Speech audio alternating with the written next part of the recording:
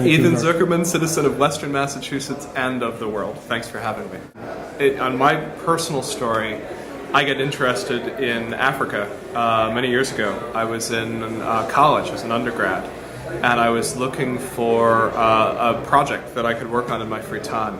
And it turned out that the most interesting group at my university was an African drumming group. And I knew nothing about African drumming, but I joined with them. I didn't even think I would become a drummer. I thought maybe I'd sing with them. But I worked with them as a drummer for 4 years, and I got to really love Ghanaian drumming. And so when I left university, I was lucky enough to get a scholarship to go to Ghana to study for a year. And I don't think anyone would have ever predicted when I entered college that I would end up traveling to Africa to study, but it was the sort of thing where I'd gotten very, very interested in the music, I'd gotten very, very interested in the people. Once I moved to Ghana, I had the experience of realizing how narrow my worldview was, and just how little I actually understood about the world. And for me, that got me addicted to finding out more about the world.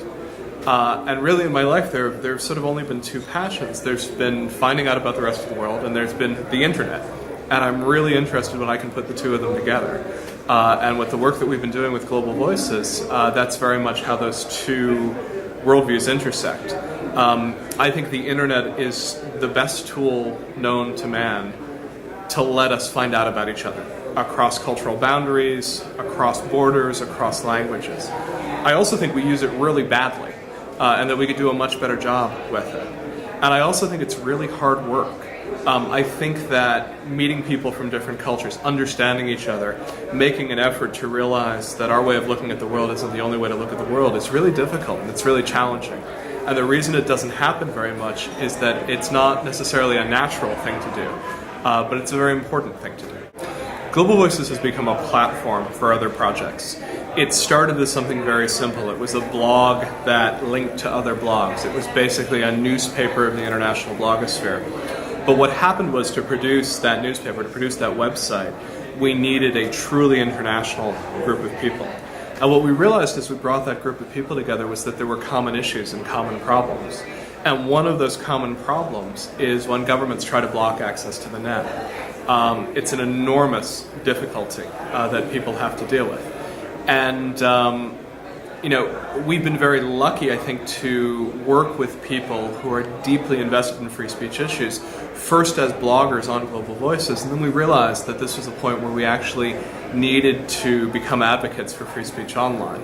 And in this sense, the real leader in question is Sami Bangarbia, an amazing Tunisian activist currently based in the Netherlands, who runs the Global Voices Advocacy Project for us. And he is finding ways to use that platform. Global Voices Advocacy is a way that people who are involved with free speech issues all over the world can get together, find common ground, find solidarity between their projects. That's really what we were trying to do at this conference in Budapest when we were making this film, was find some common ground between activists all over the world.